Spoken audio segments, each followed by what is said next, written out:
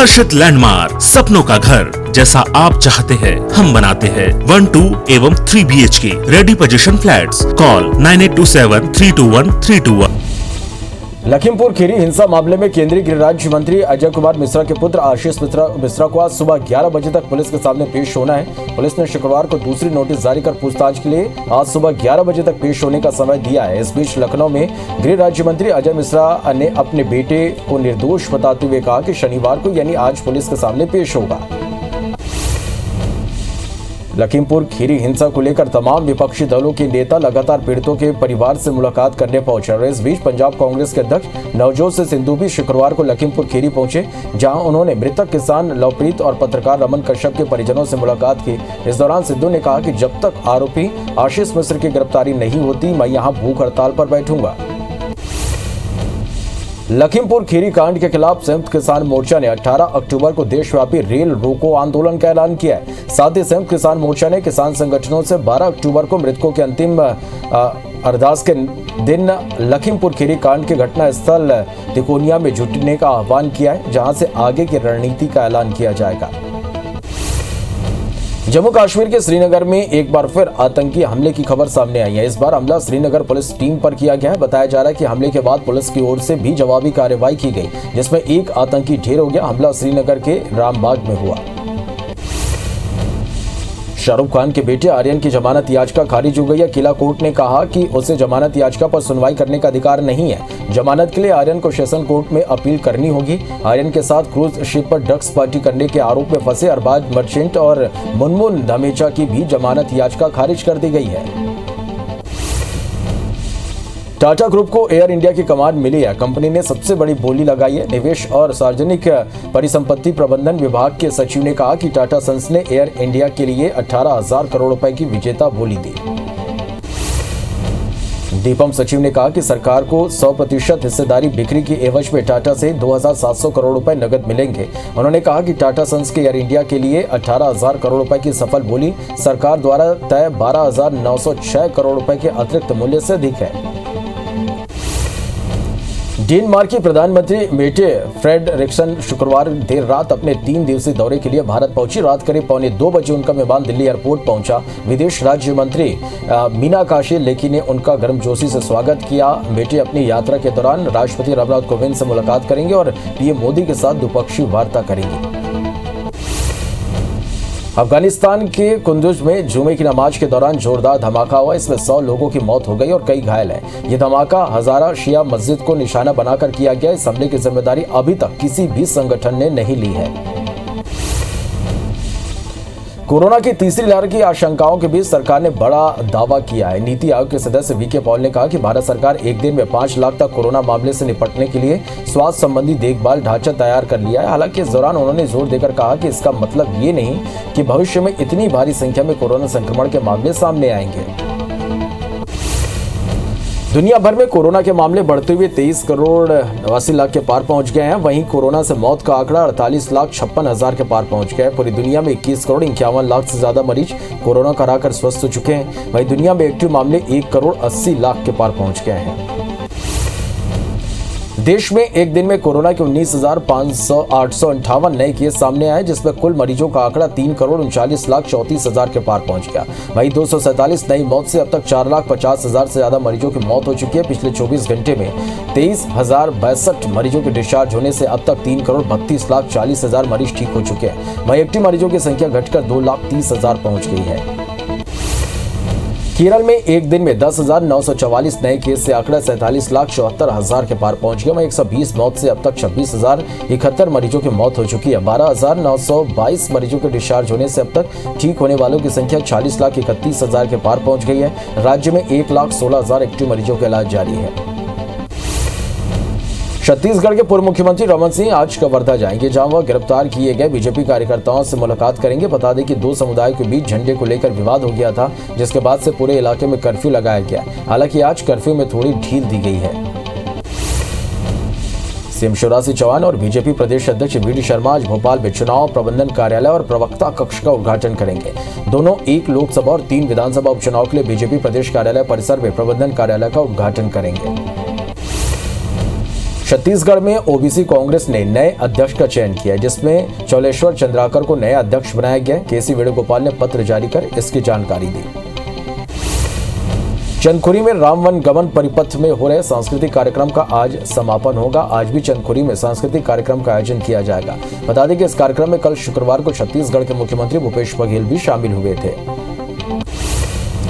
BJP प्रदेश अध्यक्ष उपचुनाव में केंद्रीय मंत्रियों को प्रचार में उतारेगी। केंद्रीय मंत्री नरेंद्र सिंह तोमर, ज्योतिरादित्य सिंधिया चुनाव प्रचार करेंगे। मंत्री फग्गन सिंह कुलस्ते, वीरेंद्र खटीक, प्रहलाद पटेल भी उपचुनाव में प्रचार करेंगे।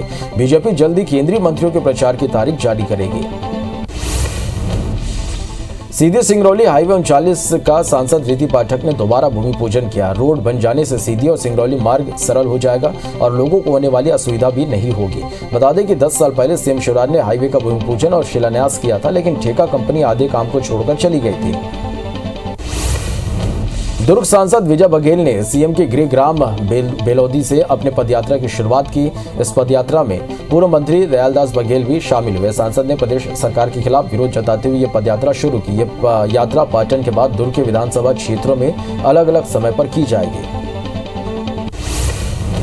रायपुर एम्स में भर्ती सांसद सरोज पांडे की सर्जरी सफल रही। एम्स के निदेशक डॉक्टर नितिन नागरकर और 3 अन्य डॉक्टरों की मौजूदगी में उनकी कमर के पास की हड्डी का ऑपरेशन किया गया। डॉक्टर्स के मुताबिक सांसद सरोज को अभी 5 से 6 दिन एम्स में भर्ती रहना होगा और उसके बाद वो घर जा सकेंगे। बिलासपुर में एक बार फिर कानून व्यवस्था को लेकर सियासत गर्म है। शहर में लगातार गैंगवार की घटनाएं सामने आ रही। बीजेपी इसके लिए कांग्रेस को जिम्मेदार बता रही। नेताओं का आरोप है कि अपराधियों को कांग्रेस का संरक्षण प्राप्त है, जिसके कारण शहर में गैंगवार बढ़ रहा है। इधर कांग्रेस इसे पिछली सरकार के बीते 15 सालों के बिगड़े कानून व्यवस्था का नतीजा बता रही है। बीजेपी ने खरोरा के भयसर पीडीएस दुकान के सामने एक दिवसीय धरना प्रदर्शन किया। इस दौरान उन्होंने राज्य सरकार के खिलाफ नारेबाजी करते हुए लोगों को थैला वितरण किया। साथ ही राज्य सरकार पर राशन घोटाले का आरोप भी लगाया। भोपाल समेत पूरे प्रदेश के जिला मुख्यालयों पर स्थायी कर्मी कल्याण संघ ने रैली निकालकर विरोध प्रदर्शन किया। इसके बाद कलेक्टर को ज्ञापन भी सौंपा। ज्ञापन में संगठन ने शासन प्रशासन से जल्द नियमितीकरण करने की मांग की। वही मांग पूरी नहीं होने पर हड़ताल की चेतावनी दी है। महंगाई के विरोध में कांग्रेस बाइक, ट्रैक्टर, जीप और सिलेंडर के साथ श्योपुर आरटीओ कार्यालय पहुंचे, जहां उन्होंने ज्ञापन के साथ ही सभी गाड़ियों की चाबी आरटीओ को सौंप दी। इस दौरान कांग्रेसियों ने कहा कि डीजल पेट्रोल इतना महंगा हो गया तो गाड़ी कैसे चलाए।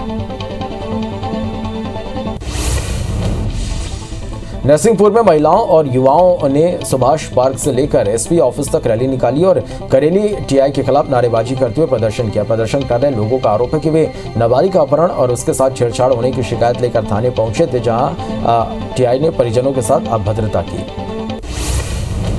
राजनांदगांव फास्ट ट्रैक कोर्ट ने 1 महीने के भीतर मासूम बच्चियों के साथ दरिंदगी करने वाले 2 अपराधियों को सजाए मौत दी है। बीते 13 सितंबर को फास्ट ट्रैक कोर्ट ने एक अपराधी को सजा सुनाई थी, तो वहीं एक दूसरे मामले में दूसरे अपराधी को मौत की सजा दी गई है। यह घटना सोमनी इलाके में घटी थी। जिले में एक युवक की हत्या करने वाले 2 आरोपियों को गौरेला एडीजी कोर्ट ने सश्रम कारावास की सजा सुनाई है। आरोपियों ने पुराने विवाद को लेकर 14 जुलाई 2020 को मुरमुर गांव के तेजभान की हत्या कर दी थी और शव को उसके घर के अंदर रखकर फरार हो गए थे। बिलासपुर के जज मनिंद्र मोहन श्रीवास्तव का राजस्थान हाई कोर्ट में ट्रांसफर हो गया, जिनके लिए हाई कोर्ट में विदाई समारोह का आयोजन किया गया। इस दौरान उन्होंने कहा कि ऐसे जज, ऐसा बार, ऐसे वकील कहीं और नहीं मिलेंगे। मैं जहां भी जाऊं, बिलासपुर हाई कोर्ट मुझे हमेशा याद रहेगा। बलौदा बाजार के सिमगा में भ्रष्टाचार की शिकायत और जांच को लेकर महिला जनपद सदस्य सीईओ कार्यालय में धरने पर बैठ गए। जनपद अध्यक्ष उमा अनंत ने भटभेरा के सरपंच और सचिव पर अनियमितता का आरोप लगाया। साथ ही मामले की जांच और कार्रवाई की मांग की थी, जिसे सीईओ ने गंभीरता से नहीं लिया। राज्य नोडल अधिकारी भारती दासन ने धमतरी के गौठानों का निरीक्षण किया। इस दौरान 2 गौठानों में गोबर खरीदी में लापरवाही सामने आई। इसे लेकर नोडल अधिकारी ने सीईओ और दोनों गौठानों के नोडल अधिकारी को कारण बताओ नोटिस जारी करने के निर्देश कलेक्टर को दिए हैं। इंदौर के देवी अहिल्या यूनिवर्सिटी में काउंसलिंग शुरू हो गई है। डीएवीवी के 16 विभागों में संचालित 41 कोर्स में प्रवेश के लिए बहुत उत्साह भी देखा गया। काउंसलिंग की प्रक्रिया 12 अक्टूबर तक चलेगी। काउंसलिंग के दौरान कोविड प्रोटोकॉल का पूरा पालन किया जा रहा है।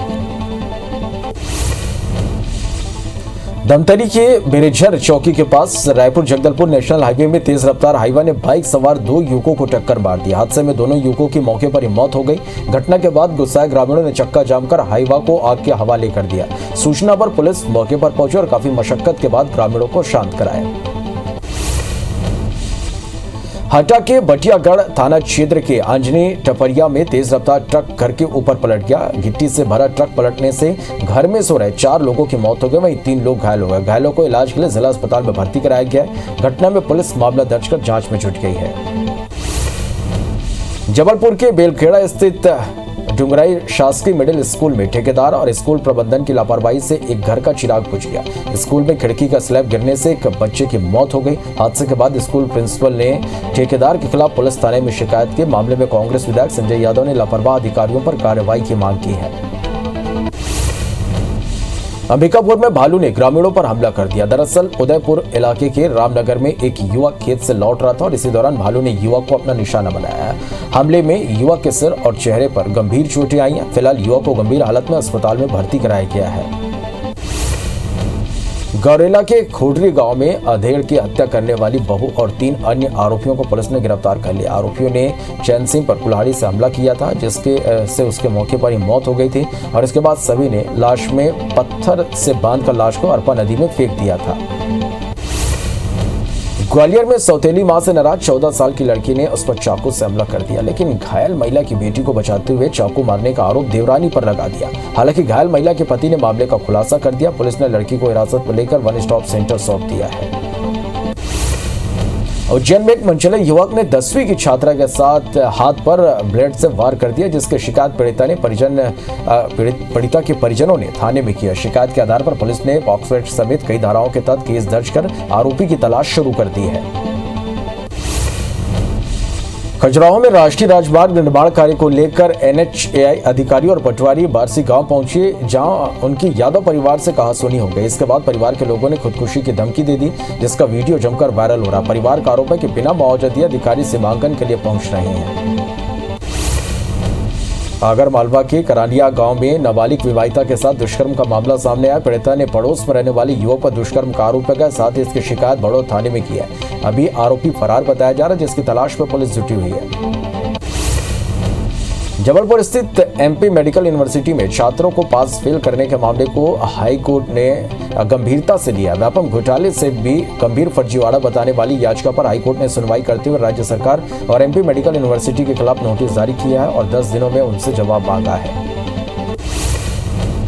पुलिस ने इंदौर के लसूड़िया इलाके में रियल एस्टेट कंपनी के अधिकारी देवांशु मिश्रा की हत्या का खुलासा किया। हत्या का आरोपी एक किन्नर है। दरअसल किन्नर ने शारीरिक संबंध बनाने का दबाव बनाया था, लेकिन जब युवक ने ऐसा नहीं किया तो किन्नर ने साथी के साथ मिलकर युवक पर चाकू से हमला कर दिया। घायल युवक की मौत हो गई। पुलिस ने आरोपी किन्नर के साथ 2 आरोपियों को गिरफ्तार किया है। अंबिकापुर पुलिस ने सिंगरौली की युवती से दुष्कर्म करने वाले 2 आरोपियों को गिरफ्तार कर लिया। पीड़िता के मुताबिक आरोपी दिनेश पटेल और उसके दोस्त ने धोखे से उसे अंबिकापुर बुलाया था, जहां दोनों ने ट्रक में दुष्कर्म किया, फिर उसे बंधक बनाकर मुंबई ले गए और फिर वापस घर भेज दिया।